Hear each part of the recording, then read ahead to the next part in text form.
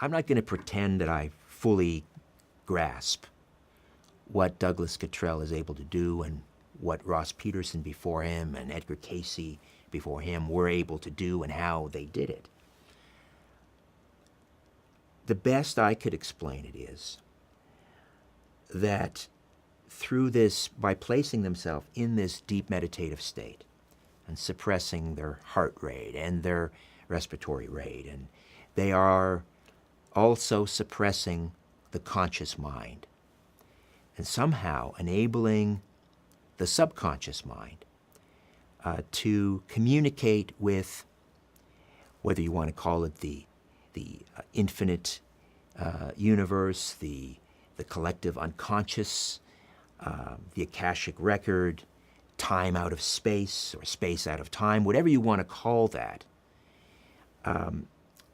The subconscious mind or the superconscious mind is able to communicate with that collective unconscious. And some call it the Akashic record, where is kept a record of every word, every spoken word, every written word, every idea and thought, past, present, and future. So this vast store of information and ancient knowledge and so forth.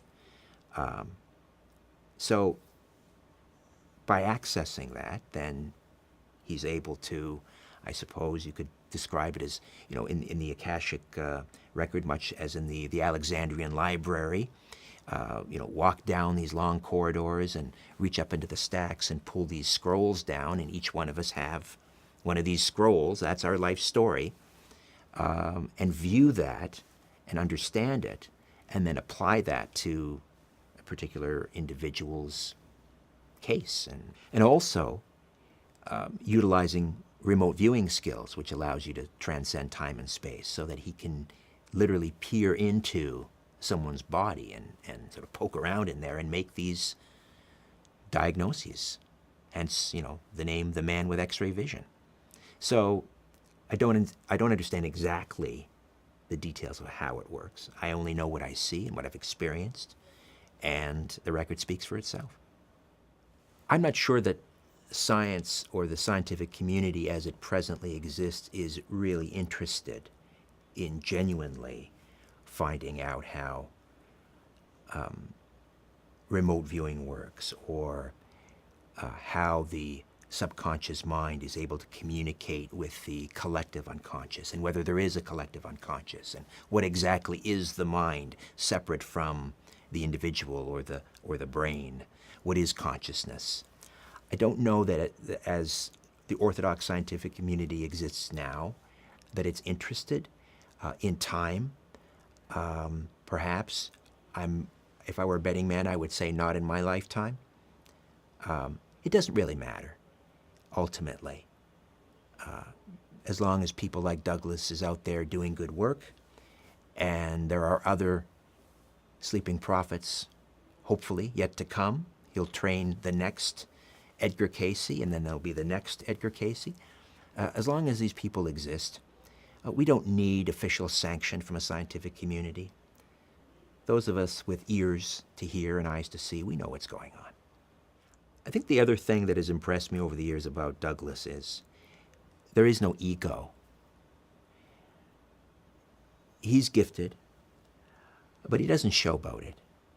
And he's also a man of God. I'm a Christian, and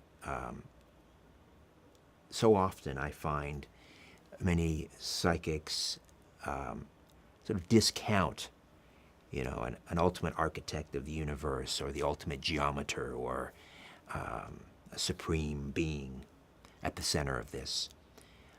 And for them, it's more about building themselves up. And they talk about, the God within, and we can all be, likened unto gods.